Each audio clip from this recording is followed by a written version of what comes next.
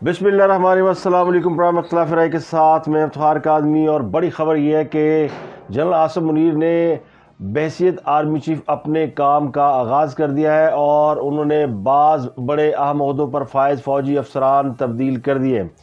बड़े बड़े बुरुज जो है वो आगे पीछे हो गए हैं, बड़े बड़े नामवर किस्म के जर्नैल जो है वो लेफ़्ट राइट हो गए हैं और बहुत से लोगों के नाम तकर्रीर व तबादलों में शामिल नहीं है। तो वो क्यों शामिल नहीं है और जिनको नए ओहदे दिए गए हैं, क्या वो जनरल आसिम मुनीर की टीम है या जनरल बाजवा के जो पुराने साथी हैं वो उस टीम के अंदर मौजूद हैं या नहीं, ये आपको बताएंगे। ये बड़ी ज़बरदस्त खबर है, इसको आपने हमारे साथ ही रहना है। लेकिन जो पॉलिटिकल खबर है वो है जनरल चौधरी परवेज़ इलाही की इमरान खान से मुलाकात, जिसमें इमरान खान साहब के साथ मुलाकात में चौधरी परवेज़ इलाही की हवाले से जो खबर चल रही है वो ये है कि जब भी इमरान खान कहेंगे परवेज़ इलाही असम्बलियाँ तोड़ देंगे। तो ये मुलाकात के बाद जो इलामिया जारी किया गया उसके मुताबिक तो इमरान खान साहब के पास इस फैसले का इख्तियार है कि वो असम्बलियाँ तोड़ना चाहें तो तोड़ दें, लेकिन वो असम्बलियाँ तोड़ने का ऐलान क्यों नहीं कर रहे। ये है सबसे अहम सवाल ये है कि क्या इमरान खान साहब ने परवेज़ इलाही से पूछे बगैर असम्बलियाँ तोड़ने का ऐलान किया था कि ऐलान के बाद वो मुशावरती अमल कर रहे हैं। अब उन्होंने फिर जुम्मे को मुशावरती अमल करना है, फिर हफ्ते को भी लोगों से मिलेंगे, पंजाब की पार्लिमानी पार्टी से, फिर खैबर पख्तूनख्वा की पार्लिमानी पार्टी से। तो इमरान खान साहब ऐलान करने के बाद अब अपने साथियों से मशवरे कर रहे हैं। तो परवेज़ इलाही की तरफ से जो इलामिया जारी किया गया उसके बाद परवेज़ इलाही साहब फ़ौरन वहाँ से चले हैं, यानी लाहौर से चले हैं और इस्लामाबाद पहुँच गए दोबारा। तो इस्लामाबाद जो कि इक़्तिदार का मरकज़ है, मंबा है, जहाँ बड़े बड़े फ़ैसले हो रहे हैं और बड़े बड़े फ़ैसले होने जा रहे हैं। तो उनमें परवेज़ इलाही साहब क्या करने पहुँचे हैं, किन से उनकी मुलाकात है। जो उनके करीबी ज़राए हैं वो कहते हैं कि परवेज़ इलाही साहब की किसी अहम शख्सियत से मुलाकात है या वो मुलाकात के लिए इंतज़ार कर रहे हैं। तो ये वो चूरन बेच के आए हैं इमरान खान को। ये दो बड़ी खबरें हैं। और परवेज़ इलाही साहब की जब कल मीटिंग हुई इमरान खान साहब से, और इमरान खान से मुलाकात से पहले परवेज़ खटक ने उनसे मुलाकात की और उनसे तमाम हालात का यानी उन्होंने पूछा कि क्या चल रहा क्या नहीं चल रहा। और फिर उसके ऊपर परवेज़ इलाही साहब ने उनको कहा कि हमें असम्बलियाँ तोड़ने में कोई इतराज़ नहीं है। इमरान खान साहब को हम बता देते हैं कि असम्बलियाँ तोड़ना उनका इख्तियार है, वो जब चाहे तोड़ सकते हैं। वो कहेंगे तो हम 1 मिनट नहीं लगाएंगे, लेकिन बहुत से मामला तब ऐसे हैं जिनके बारे में देखो और इंतज़ार करो कि पॉलिसी अपनानी चाहिए। तो इस पर जो है वो ये सारी चीज़ें तय करने के बाद इमरान खान की मुलाकात कराई गई परवेज़ इलाही से। काफ़ी दिनों बाद उनकी मुलाकात हुई है और जब से इमरान खान एक लॉन्ग मार्च की नाकामी के बाद वापस गए हैं 26 नवंबर के बाद, उसके बाद ये मुलाकात हुई है। उस मुलाकात में ये तय पाना था कि क्या परवेज़ इलाही साहब असम्बलियाँ तोड़ने पर राज़ी है नहीं राज़ी, क्योंकि उनके बारे में इतलात है कि वो हाँ से इस मामले में उनकी एक राय है। वो कहते हैं जी कि अभी असम्बलियाँ तोड़ना ज़रूरी नहीं है क्योंकि बहुत से तरक्याती प्रोजेक्ट इन प्रोसेस है। और दूसरा, अभी जो नई फ़ौज की क़यादत है उनके साथ मामला जो है वो तय पाने हैं। यानी परवेज़ इलाही को तवक्को ये है कि जो नई रजीम आई है फ़ौज की में, ये उनको टाइम देना चाहिए कि वो क्या राय रखते हैं इमरान खान के बारे में या इमरान खान साहब के साथ जो इत्तेहादी जमातें मौजूद हैं उनके बारे में। तो जब तक इस बात का पता नहीं चलेगा कि फ़ौज की अब लाइन और लेंथ पॉलिसी क्या है, किसी भी वेंचर में जाना नहीं चाहिए। आज हम असम्बलियों में है, हुकूमत में है, कल को अगर मूड बदल गए लोगों के और दोबारा हमें हुकूमत में ना आने दिया गया तो फिर क्या होगा। तो ये बड़ा उन्होंने एक क्वेश्चन मार्क खड़ा किया और उसके बाद इमरान खान साहब को सोचते हुए छोड़कर फिर इमरान खान साहब ने उनसे कहा कि वो फिर बताएं कि क्या करना चाहिए। तो परवेज़ इलाही साहब ने उनसे टाइम मांगा और कहा कि अगर आप समझते हैं ये तो आपने जब तोड़नी है तोड़ दें, ये तो आपको अलाउ है कि आप समझते हैं कि आपके साथ कोई हीले बहाने कर रहे हैं या हम टाइम बाट कर रहे हैं तो आप उसे तोड़ दीजिएगा। लेकिन बहरहाल तो मुझे तवक्को ये है कि मुझे कुछ अहम शख्सियात से मेरी मुलाकात हो जाएगी, तो फिर उसके बाद देखेंगे कि क्या होता है। यानी फिर आटे दाल का भाव भी पता चल जाएगा, फिर तेल देखो, तेल की धार देखो। तो वो इस मिशन पर है। हुकूमत उन्हें बार बार कह रही है कि बल्कि आज 2 बड़े इंटरव्यू थे आसिफ जरदारी और राना सनाउल्लाह के, और दोनों ने कहा कि वो असम्बलियाँ अगर तोड़ेंगे इमरान खान तो उन असम्बलियों में दोबारा इलेक्शन हो जाएंगे। यानी पंजाब और KPK में हुकूमत दोबारा इलेक्शन कराने पर यानी ज़हनी तौर पर आमादा है। लेकिन हुकूमत ने यह भी कहा है कि वो किसी सूरत भी फेडरल जो असम्बली है, वफाकी असम्बली, कौमी असम्बली जिसे कहते हैं, वो नहीं तोड़ेंगे और बाकी के सूबों में असम्बलियाँ नहीं टूटेंगी। तो जो असम्बलियाँ इमरान खान साहब खाली करेंगे वहाँ इलेक्शन हो जाएंगे। تو یہ یعنی اس کے اوپر دو ٹوک رائے دی، اور آصف علی زرداری نے یہ بھی بتا دیا کہ وہ تحریک عدم اعتماد لائیں گے. انہوں نے کہا جی ہم دونوں صوبوں میں تحریک عدم اعتماد لائیں گے، تو ہم کوشش کریں گے کہ اسمبلیاں ٹوٹنے سے بچائیں اور یہاں پہ حکومت چینج ہو جائے، اور جو نئی حکومت آئے وہ کام کرے، اور جو نہیں کام کرنا چاہتے وہ پھر اسمبلیوں سے یا اپوزیشن میں بیٹھے یا پھر باہر نکل لیں، اور اس قسم کی صورتحال. تو پرویز الہی صاحب کے بارے میں نے آپ کو بتا دیا کہ وہ ملاقات کے متمنی ہیں. اب یہ ملاقاتیں شروع ہو گئی ہیں اسلام آباد میں بہت سے لوگوں کی، اور جنرل عاصم منیر جو کہ نئے چیف آف آرمی سٹاف ہے، آرمی چیف ہیں، انہوں نے ملاقات کی ہے سعودی عرب کے سفیر سے، انہوں نے ملاقات کی ہے یو اے ای کے سفیر سے، اور سعودی عرب یا سعودی سفیر سے ان کے تعلقات ہیں. وہ ماضی میں سعودی عرب میں تعینات بھی رہے ہیں، اور سعودی حکام کے ساتھ ان کی کافی پرانی یاد اللہ ہے، اور انہوں نے قرآن بھی سعودی عرب میں حفظ کیا تھا جب وہاں پہ تعینات تھے. تو سعودی سفیر سے ملاقات، اور پھر سعودی سفیر سے ملاقات کے بعد مطلب میں آپ کو بتاتا ہوں کہ جو پرویز الہی صاحب ہیں ان کی کوشش یہ ہے کہ جو لوگ سعودیوں کے قریب ہیں ان میں سے کچھ لوگ پرویز الہی کے بڑے قریب ہیں.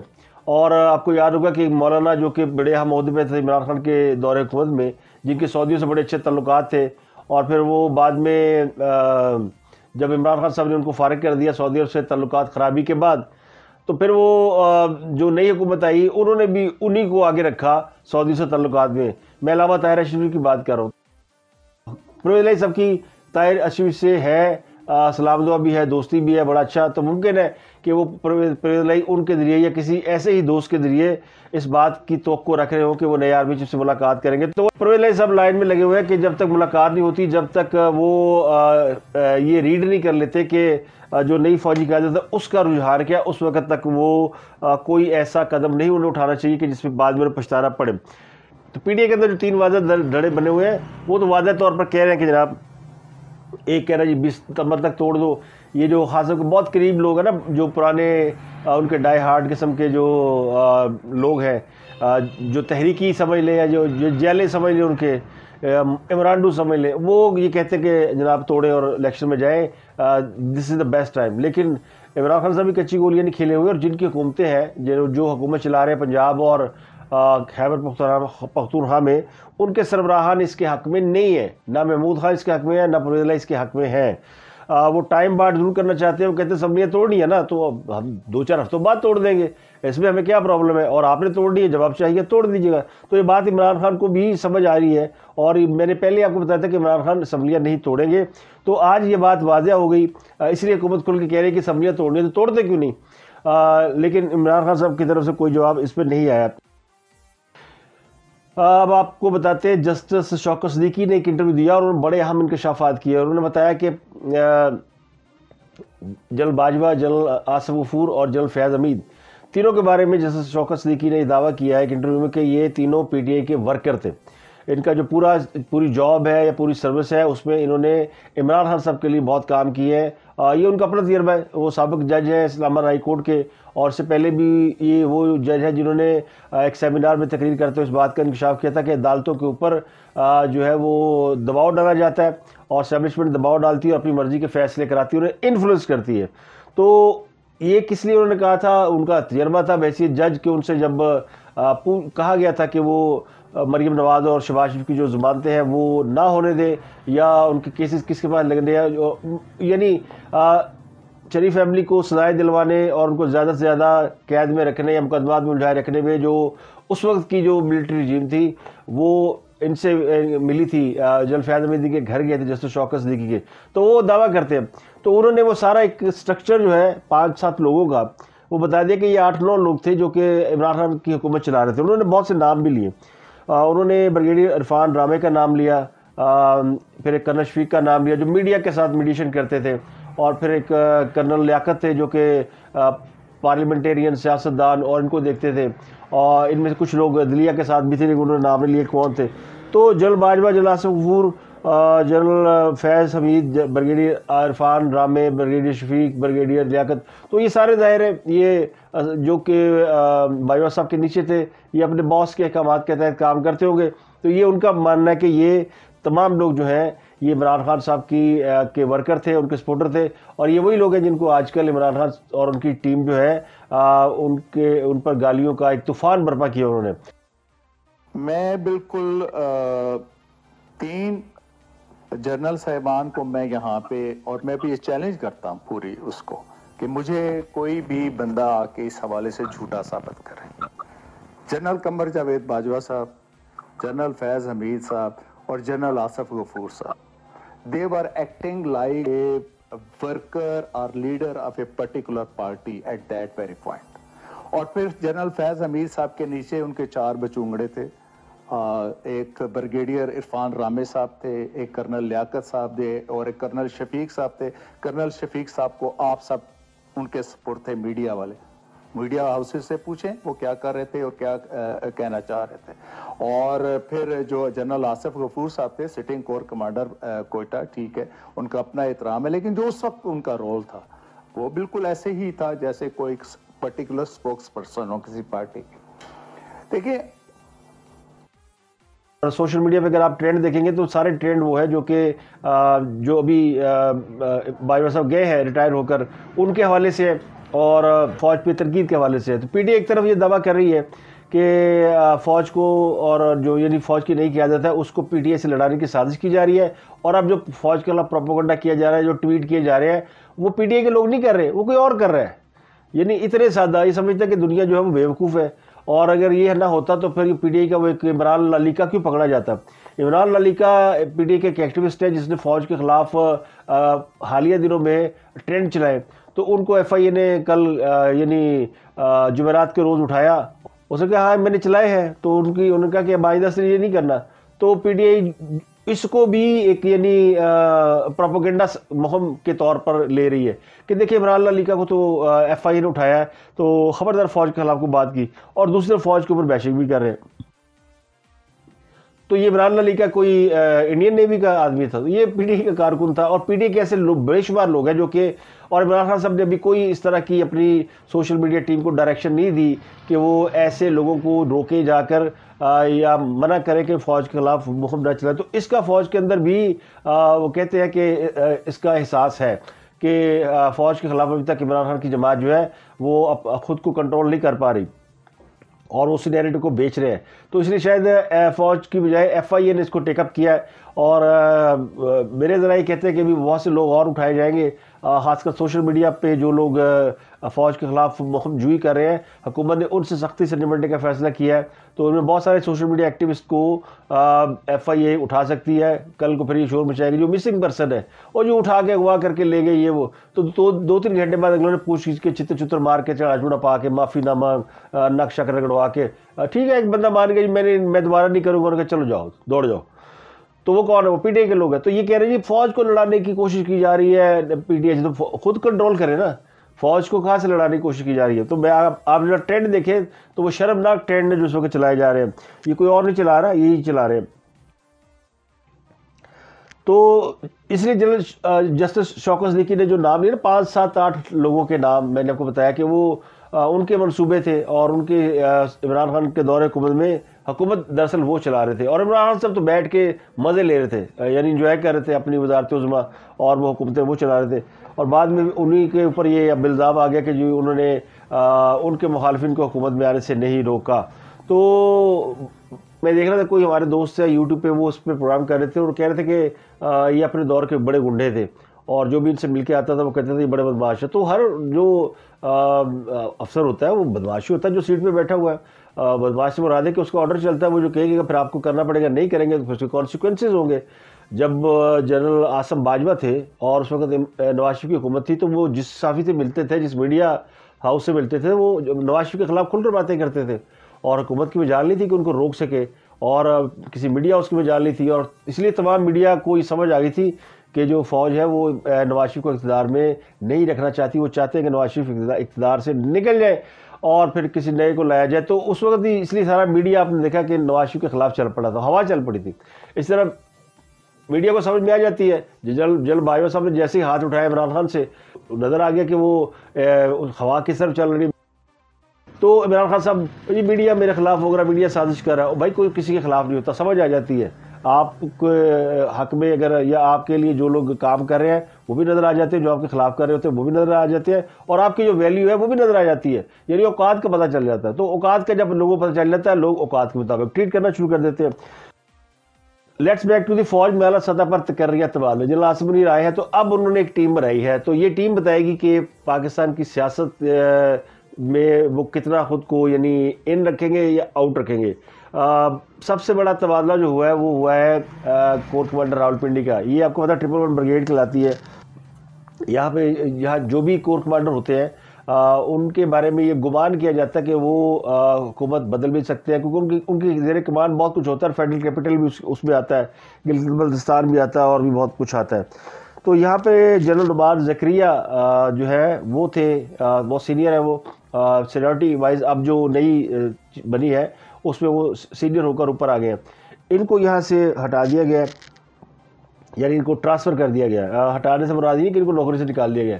تو اب جو نئی تقرریہ ہوئی پہلے میں بتاتا ہوں, پھر اس میں سے آپ خود اخذ کر لیجیے گا کہ کیا ہو سکتا ہے کیا نہیں, کیونکہ ان کو واپس کمانڈر لاجسٹک سپورٹ لگایا گیا. تو جو ان کی جگہ پہ آئیں گے 111 بریگیڈ میں, وہ بھی میں آپ کو بتاتا ہوں کہ وہ کون ہے. وہ لیفٹیننٹ جنرل شاہد امتیاز, ان کو لگایا جا رہا ہے. لیفٹیننٹ جنرل سعید کور کمانڈر کراچی, انہیں تبدیل کر دیا گیا ہے. یہ آ رہے ہیں جنرل اظہر عباس کی جگہ پہ. جنرل اظہر عباس کی جگہ پہ یہ آئیں گے, چیف آف جنرل اسٹاف آئیں گے. جنرل اظہر عباس کی کوئی نئی اپائنٹمنٹ نہیں ہے, تو ظاہر ہے ان کی قبل از وقت ریٹائرمنٹ کی درخواست ایکسیپٹ کر لی گئی تھی, تو اب وہ نئی جو ٹیم ہے اس میں شامل نہیں ہے. تو لیفٹیننٹ جنرل سعید جو ہے وہ کور کمانڈر کراچی تھے, ان کو ہٹا دیا گیا ہے. وہ آگے ہے چیف آف جنرل اسٹاف. اور جنرل بابر افتخار جو DG ISPR تھے, یہ جا رہے ہیں کور کمانڈر کراچی ہو کر. تو جنرل بابر افتخار جو کہ PTI کی تنقید کی زد میں ہے, اور وہ ان 3-4 لوگوں میں گنے جاتے ہیں جن کو PTI سمجھتی ہے کہ یہ ہمارے مخالفین میں سے ہے, وہ اب کور کمانڈر کراچی بن کے جا رہے ہیں. تو کور کمانڈر کراچی بڑی امپورٹنٹ پوسٹ ہوتی ہے, اور کور کمانڈر کراچی سے پھر جو ہے وہ DG ISI اور اوپر آرمی چیف کے لیے راہ آسانی سے ہموار ہو جاتی ہے. لیفٹیننٹ جنرل شاہد کو school of infantry and tactics Quetta. Lieutenant general Muhammad Ali army strategic force central سے کوارٹر ماسٹر جنرل, جہاں پہ جنرل عاصم منیر تھے ان کی جگہ پہ وہ آ رہے ہیں. اور لیفٹیننٹ جنرل ثاقب نثار, یہ جا رہے ہیں جنرل فیض حمید کی جگہ پر کور کمانڈر بہاولپور. بہاولپور سے جو جنرل فیض تھے ان کو ظاہر ہے ان سے استعفیٰ لے لیا گیا یا دے دیا گیا, تو وہ ان کی جاب وہاں سے یعنی. تو یہ سورسز کی ابھی خبر ہے, ابھی ISPR نے اس کے اوپر اپنا مکمل وہ جاری نہیں کیا. تو میں آپ کو جو میرے سورسز یا جو اس وقت میڈیا پہ موجود ہیں چیزیں وہ آپ کے ساتھ شیئر کر رہا ہوں. لیفٹیننٹ نعمان زکریا کو وائس چیف جنرل اسٹاف سے کمانڈر لاجسٹک سپورٹ تعینات کیا گیا ہے. جنرل بابر افتخار میں نے کو بتایا وہ کور کمانڈر کراچی چلے گئے ہیں. جنرل شہباز GO 10 ڈویژن سے AGFC تعینات ہے. اور میجر جنرل احمد شریف ہے, یہ آ رہے ہیں DG ISPR, یہ آفیشیل DG ISPR ہوں گے احمد شریف, اور یہ DG ڈسیٹو رہے ہیں, اور یہ اب آ رہے ہیں نئے DG ISPR ہوں گے. اور اب یہ یعنی اس محکمے سے آ رہے ہیں جس کا کوئی یعنی میکینیکل اینڈ الیکٹریکل انجینئرس کا مطلب ہے کہ یہ کوئی ٹھنڈے ٹھار قسم کے DG ISPR ہوں گے. اور DG ISPR جو ہے وہ عموماً ایسے لوگوں کو لگایا جاتا ہے جو کہ تحمل مزاجی سے گفتگو کرتے ہوں اور ذرا سینس پرویل کرتے ہو. تو کوئی DG ISPR اگریسو نہیں لگایا جاتا, کیونکہ انہیں میڈیا کے ساتھ انٹریکشن کرنا ہوتا ہے. میڈیا جو ہے وہ بال کی کھال نکال لیتا ہے. تو یہ ساری بڑی بڑی امپورٹنٹ ہوئی ہیں تبدیلیاں. لیفٹیننٹ جنرل سعید جو ہے وہ DG جو چیف آف جنرل اسٹاف ہوں گے. بڑا بہت کچھ ہوتا ہے چیف آف جنرل اسٹاف کے نیچے, آپریشن, انٹیلیجنس, کمانڈوز اور اس طرح کی بڑی چیزیں ہوتی ہیں. تو یہ نئی ٹیم ہے. اب اس میں سے جو نکالنے والے ہیں وہ اپنی مرضی کے پہلو نکال سکتے ہیں کہ وہ ساری ٹرانسفر پوسٹنگ تو ویسے باجوہ صاحب کر کے چلے گئے تھے.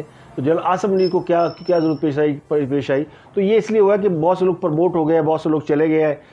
جو ٹاپ 6 جرنیل جن کا نام چیف آف آرمی اسٹاف کے لیے ریکمینڈ تھے, ان میں سے 2 کی اپائنٹمنٹ ہو گئی. تو باقی 4 جو ہے وہ آلموسٹ 2 تو ریزائن کر گئے ہیں, 2 یعنی قبل وقت ریٹائرمنٹ لے گئے. 2 کے بارے میں بھی ان کی پوسٹنگ کی کوئی اطلاع نہیں ہے. اب جو کور کمانڈر باجوہ صاحب لگا کے گئے ہیں وہ کور کمانڈر چینج نہیں ہو رہے. یہ جو جگہ خالی ہو رہی ہے کسی کو کسی جگہ پروموٹ کرنے کے حوالے سے, اس کے بعد پھر وہاں پہ ظاہر ہے ویکیوم آتا ہے, تو وہاں پہ لوگ لگائے جاتے ہیں. تو جنرل عاصم منیر نے جو پہلا بڑا کام ہے وہ کر لیا ہے, اور سورسز یہ کہتے ہیں کہ ان کی یہ ٹیم جو ہے اس میں موسٹلی وہ لوگ ہیں جو کہ نان پولیٹیکل ہیں, جن کے بارے میں سبھی کو اس بات پہ متفق ہے کہ یہ ان کی سیاسی وابستگیاں نہیں ہیں, اور یہ سیاسی وابستگیوں کو یا فوج میں سیاسی کردار کو پسند نہیں کرتے. تو رپورٹس ہوتی ہے نا فوج کی, جو اندر انٹیلیجنس رپورٹ ہوتی ہے وہ بتاتی ہے کہ کس شخص کی افیلیشن کیا ہے اور اس کے خیالات کیا ہے, اسی کی بنیاد پہ فوج میں جو تقرریاں, تبادلے, پوسٹنگ, پروموشن یہ سب ہوتی ہیں.